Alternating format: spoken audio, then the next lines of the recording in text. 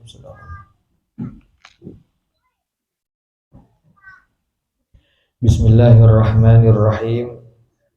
Alhamdulillahirabbil alamin. Wal 'aqibatu lil muttaqin wala udwana illa 'alal zalimin. Asyhadu an la ilaha illallah wahdahu la syarikalah al-malikul haqqul mubin wa asyhadu anna Muhammadan 'abduhu wa rasuluh shadiqul wa'dil amin. Subhanaka la ilma lana illa ma 'allamtana innaka antal alimul hakim.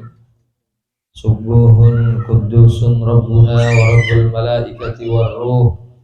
Hasbunallahu wa ni'mal wakil.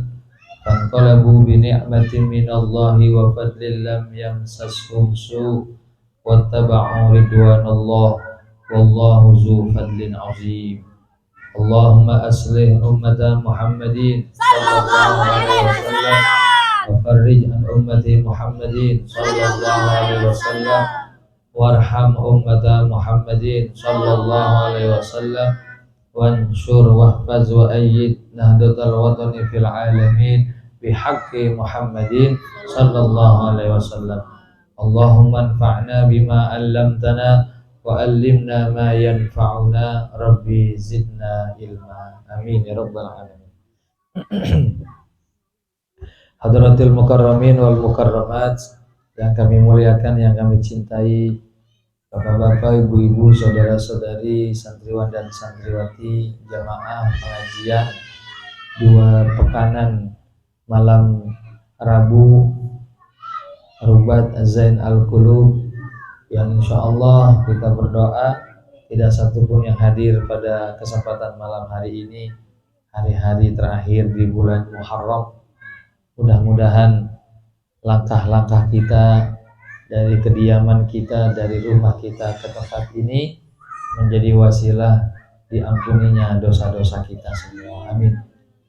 Kita juga berdoa semoga kelak setelah selesai pengajian kita kembali ke rumah masing-masing, maka langkah-langkah kita menjadi sebab turunnya barokah dari Allah Subhanahu wa taala. Amin ya rabbal alamin. Yang kita muliakan tentunya para dewan guru, para tokoh masyarakat, khusus keluarga besar Masjid Jami Nurul Iman, keluarga besar masyarakat lingkungan Kampung Pisangan Periuk, juga sahabat-sahabat dari Majelis Silaturahim Hasbi Robbi, baik yang berada di Jakarta maupun di Banten, yang insya Allah pada malam hari ini kita bukan saja hadir dalam rangka berthalabul ilmi, tapi juga kita hadir dalam rangka silaturahim. Maka dengan jalan silaturahim inilah banyak hal-hal yang sulit kita raih dengan usaha, tapi bisa kita miliki. Mana di antaranya usaha apakah biar umur kita jadi panjang? Makan yang banyak, vitamin yang cukup, tetap aja kalau waktunya mati. Tapi ketika kita bersilaturahim, ya usahanya cuman silaturahim, modalnya mesem. Apa mesem? Senyum, modalnya senyum. Ketemu teman mukanya tanggal 1. Bahagia nggak tuh Bu? Panjang umur. Alhamdulillah. Jadi ada hasil yang diusahakan, ada hasil yang diberikan oleh Allah. Ada air yang digali lewat sumur, lewat jet pump, ada air yang ditadangin lewat hujan. Mana banyak ibu-ibu air sumur sama air hujan? Hah? Dua-duanya. Kalau air hujan masa kampung, kalau air sumur mah kadang-kadang serumah aja kurang, habis sumurnya kering. Begitulah ilmu, begitulah rezeki. Ada yang sampai susah payah dikejar, dasar bukan rezeki, nggak dapat. Lagi tidur melek ada besek, tuh rezeki datang. Alhamdulillah. Maka silaturahim yang kita bentuk pada malam hari ini, yang tua, yang muda, yang jauh, yang dekat, maka yakinlah Allah akan mengganjar silaturahim kita dengan panjang umur dan murah rezeki. Amin ya rabbal alamin. Bapak Ibu jamaah yang dimuliakan Allah Subhanahu wa taala, cukup lama kita melaksanakan pengajian tidak sempat membuka kitab kita, oleh karena memang pembahasan-pembahasan yang terjadi di masyarakat ini perlu ya kita realisasikan agar pengajian itu segera bisa kita praktekkan. Kalau dulu ibu-ibu, bapak-bapak kita ngaji dari kecil ngaji, ntar ngehnya pahamnya udah gede. Oh ini dulu nih gitu. Dulu nih waktu kita ngaji begitu. Tapi kalau sekarang nggak bisa kita ngaji begitu. Ngaji dulu ntar kapan-kapan dipakai, tidak bisa. Karena proses kehidupan kita di akhir zaman ini sangat singkat, sangat cepat.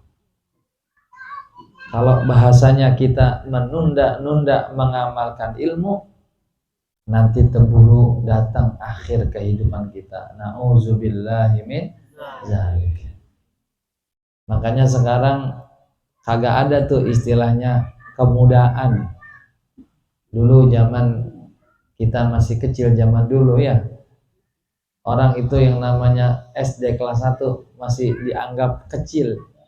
Ya, nggak bisa nulis, nggak bisa baca, dianggap wajar. Tapi sekarang kadang-kadang baru 3 tahun, 4 tahun ngomongnya lemes banget. Tulisannya udah cakep, ngomongnya udah jantak. Apalagi kalau ada tukang mainan, berhentinya gampang banget ucapnya. Abang berhenti bang. Udah paseh bener. Percepatan kehidupan akhir zaman ini memang diantara tanda-tandanya. Kata Nabi, kalau sudah mau kiamat nanti zaman itu sangat singkat. Doikul waktu itu sangat sempit. Kayaknya kita belum lupa sama kemarin puasa, besok udah puasa. Kayaknya baru kemarin hari Minggu, besok udah hari Minggu. Cepet banget. Betul Bu? Betul, kayaknya baru kemarin terima gajian. Udah tuh kan, udah bisa aja. Itu memang waktunya, memang makanya baru tuh. Nah, oleh karena itu kita jaga jangan sampai waktu yang berlaju cepat ini kita tergerus oleh waktu. Ya bukan waktu yang mengatur kita, tapi kita yang mengatur waktu. Makanya bagaimanapun, kalau kata orang Inggris, mbok piye carane, pokoknya bagaimana kayak caranya, yang penting giliran ngaji. Amin. Iya, jangan giliran ngaji badan meriang, giliran kagak ngaji badan sehat. Ada begitu? Giliran ngaji pala puyeng, giliran nggak ngaji mata terang. Ada aja tuh penyakit. Na'udzubillahi min dzalik.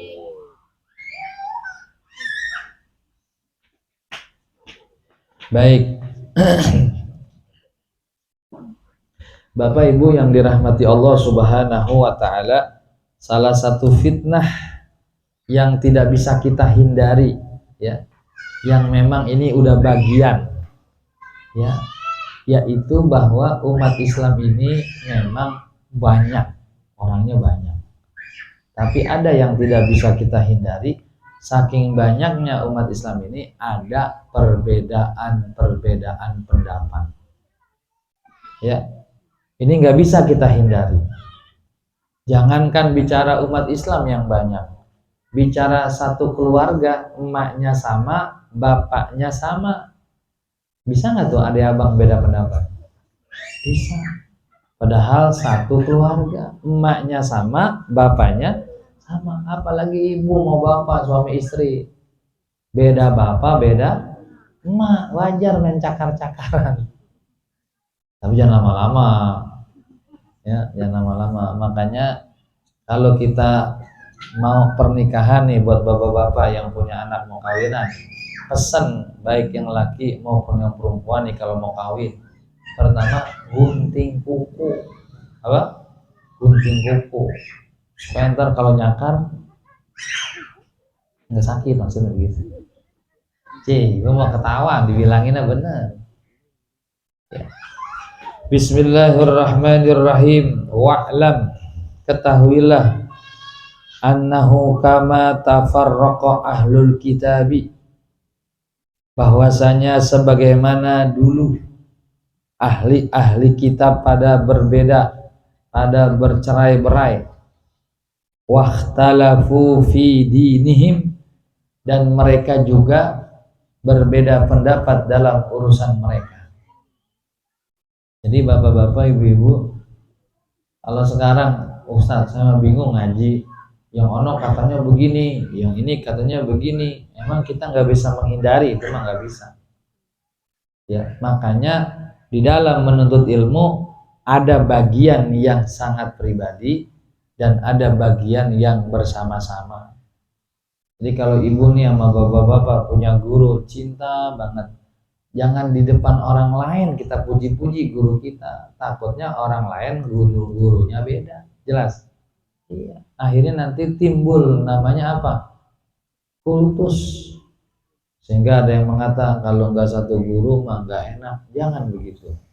Ya. Dulu begitu, Nasoro pecah. Ya, ada Kristen Protestan, ada Kristen Katolik. Kristen Katolik bikin peraturan, siapa yang berbuat dosa besok paginya datang ke gereja, tebus pakai duit. Kalau dosanya mencuri, tebus setengahnya dikasih, kan dosanya bebas.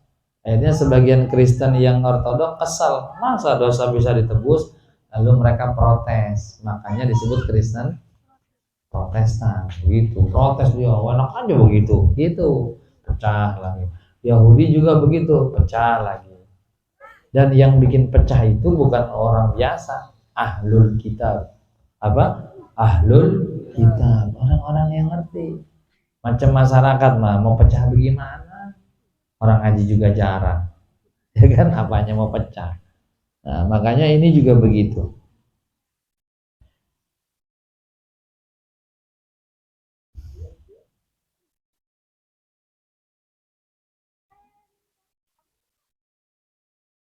Waduh. Faqad tafarraqat hadhil ummatu, maka sungguh ya berpecah atau berpisah-pisah ini umat. Wahtalafat aidon, dan juga akan berbeda-beda, ala wafki ma ahbaro bihi Rasulullah sallallahu alaihi wasallam, atas apa yang bersesuaian pada kabar yang datang dari Nabi sallallahu alaihi wasallam, fi qaulihi, dalam sebuah hadisnya, iftaraqatil yahudu ala ihda wa sab'ina firqatan, orang-orang Yahudi terpecah belah menjadi 71 firqah. Waftaraqatin nasara ala isnataini wa sab'ina firqatan, dan orang Nasrani terpecah belah menjadi 72 firqah. Wasataftariku ummati ala thalathin wa sab'ina firqatan, sedangkan umatku, kata Nabi, akan terpecah belah menjadi 73 firqah. Itu Nabi yang ngomong. Makanya jangan heran, bersyukur di Indonesia mah mazhabnya sama. Amin. Iya, mazhab apa kita Indonesia? Imam Syafi'i.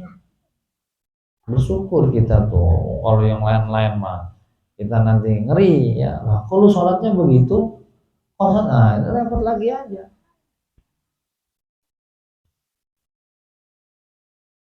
Kulluha finnari, semuanya masuk neraka. Tuh, coba tuh. Semuanya masuk neraka. Illa wahidatun, kecuali satu. Ya. Jadi siapa tuh yang satu? Yang satu yang sering masyhur kita dengar disebut, yaitu orang yang bermazhab atau bermanhaj ahli sunnah wal jamaah tuh. Makanya kalau ngaji pakai diem-dieman, kumpul kagak boleh ketahuan, curiga kita. mereknya pengajian, pulang duitnya pada apa? Pada habis. Ngaji makai ditutup matanya, nggak boleh tahu alamatnya. Ada nggak begitu? Iya bu, apalagi ngaji ujungnya aja kejerat utang. Namanya majelis bank keliling namanya, kumpul kalian mau baca Quran, buka bon udah banyak. Aduh, ada begitu ada lagi ngaji, perempuan ada lagi ngaji, masya Allah yang dibahas kata samurai aja samurai. Kopi bergelas-gelas habis, bininya ngomong bang kopi habis, gula habis, duit kagak. Ada lagi ngaji lama banget ngomong bambu petung. Ada tuh begitu.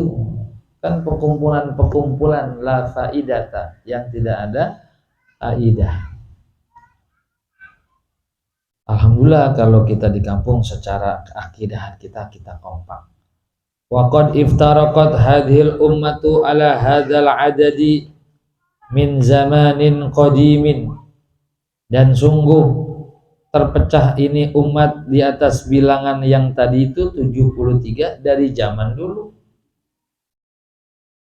Wa tamma ma wa'ada bihi shadiqul amin, dan sempurna apa yang telah dikabarkan oleh Nabi kita as-shadiqul amin ala wahyillahi ta'ala wa tanzilihi, di atas wahyu Allah ta'ala dan turunnya sallallahu alaihi wasallam.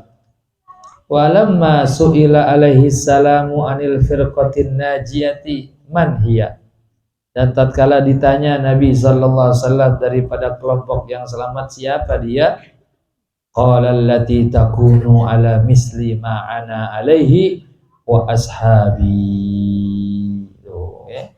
Maka Nabi berkata, yang satu yang selamat itu adalah yang dia sama dengan apa yang ada padaku dan apa yang ada pada sahabat-sahabatku. Tubuh ya. Jadi yang dilakukan sama Nabi, yang dilakukan sama sahabat Nabi, itu yang sekarang kita kerjain. Makanya kita ada PR nih ya. Mana PR-nya? Kadang-kadang kita Maulid Nabi mah luar biasa semangatnya. Tapi yang namanya Sayyidina Abu Bakar, Sayyidina Umar bin Khattab, Sayyidina Utsman bin Affan, Sayyidina Ali bin Abi Thalib, kadang-kadang nggak sempat kita baca pelajarannya. Betul? Iya. Kita nggak tahu bagaimana istri Nabi, bagaimana istri sahabat. Lempengan aja drama Korea, nggak bakal nggak bakal ketinggalan. Jadi sebenarnya kalau tadi di kitab Ta'limul Muta'allim dibahas, kalau Nabi Muhammad lautan ilmu, ini Nabi Muhammad lautan ilmu, kalau sahabat-sahabat itu sungai-sungainya. Jadi kalau kita ke laut kejauhan, udah kita ambil di sungai, ngerti maksudnya? Iya. Kayak sekarang nih di kampung kita ada danau, ya. Ibu pengen ngambil air tiap hari manggul seember, itu namanya kerja keras. Tapi kalau yang kerja cerdas bukan begitu. Ada dua pemuda, yang dua pemuda ini disuruh nyiramin sawah. Satu sawah bayarannya 50.000. Dia panggul ya, sehari dapat 2 sawah, berarti berapa sehari? Cepet. Nah begitu dia kerja, yang satu mikir kayaknya kerja begini capek amat gitu. Akhirnya yang satu si A berpikir bagaimana supaya enggak terlalu capek. Akhirnya yang si A itu ngambil pacul, dia pacul itu dari rawa, dari apa tadi? Sumber air itu apa tadi? Danau. Dia pacul, ya kan? Dia salurin ke sawah yang udah kontrak sama dia pengairannya. Temennya nggak mau. Kata temennya tuh yang minggul, lu ngapain? Gua udah dapet 2 pikulan, lu masih macul aja. Kata temennya, biarin, hari ini saya nggak dapet duit. Temennya manggul, siram, manggul, siram, dapat duit. Yang nomor A nggak manggul nih, orang macul, sehari nggak ada yang bayar, 2 hari nggak ada yang bayar, 3 hari nggak ada yang bayar. Begitu paculannya, salurannya nyampe ke sawah-sawah, 3 hari dia capek, tapi besokannya dia uncang-uncang kaki. Kenapa? Airnya ngalir. Tuh, bagus nggak kira-kira? Dia uncang-uncang kaki, sawah orang pada penuh. Hari-harinya hanya sini, sawah lu sini, kan pada ada airnya. Yang manggul jatuh sakit, karena sakit kagak kerja, karena nggak kerja nggak punya. Yang tadi pakai kecerdasan, uncang-uncang, tiap hari duit, punya apa itu? Punya sungai, saluran. Kalau kita cinta kepada sahabat-sahabat Nabi, kalau kita cinta kepada ulama, laksana kita punya saluran ilmu datangnya dari Nabi masuk ke dalam rumah kita. Amin. Mau Bu, mau? Bener nih? Mau nggak nih? Mau aja apa mau banget nih? Kalau mau banget, salah satu keluarga kita taruh di pondok pesantren, itu punya saluran. Amin. Wih, Pak mau Pak? Mau aja apa mau banget? Kalau mau banget, salah satu anak kita, cucu kita taruh di pesantren, itu terjadi saluran. Wih, masya Allah, alhamdulillah. Ya, Bang Mamat ada cucu. Taruh di mana ke satu channel jaringan namanya. Jadi begitu kata Nabi itu ya, yang selamat, yang berpegang teguh kepada apa yang aku kerjakan, juga kepada sahabat-sahabatku. Makanya salawat kita jangan lupa. Allahumma sholli ala sayyidina Muhammad wa ala alihi wa sahbihi ajma'in. Tadi kan dibacain tuh. Allahumma hdina thoriqal mustaqim. Itu doa, itu doa. Nah, termasuk nih tadi kita. Kenapa ada sholat, ada zikir? Emang Ustadz, kalau saya mah baru ini sholat istighfarnya sampai segitu. Sebenarnya mah Bu, Nabi kita sehari tidak kurang istighfarnya berapa? 100. Nabi kita tuh dosanya udah kagak ada, istighfarnya 100. Kalau kita dosanya udah nggak ada juga, sama nggak ada tempat, udah kepenuhan semua dosa mulu. Tapi istighfarnya berapa? Gitu. Cuman kita ini kalau kagak rame-rame, kadang-kadang suka apa? Suka berat. Kita kan ibadahnya ibadah kelas ekonomi rakyat. Yang kalau nyewa mobil sendiri bayarnya mahal, makanya biar murah rame-rame. Sama ibadah kita, coba dah habis sholat istighfar 100 kali. Hebat banget. Astagfirullahaladzim, tok assalamualaikum. Waduh, udah ganggu. Nah, kalau kita rame-rame begini enak, zikir la ilallah 100 enak. Gitu sebenarnya. Bukan berarti di tempat lain salah, enggak. Memang ini karena pondok saya ngatur ya, artinya kita punya pengalaman lah, sehingga ibu-ibu begitu ya istighfarnya, zikirnya gitu.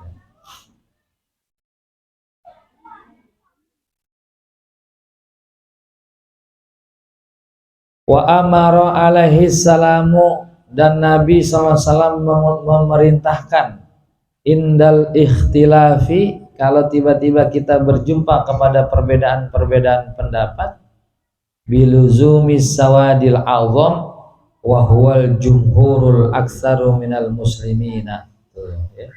Kalau nanti Bapak Ibu kita dalam suatu perjalanan beragama ada kebingungan, ini begini, ini begini, maka kata Nabi, pegang teguh kepada pendapat kaum muslimin yang paling banyak, namanya jumhur ulama, namanya jumhur ulama, atau namanya ittifaqul ulama.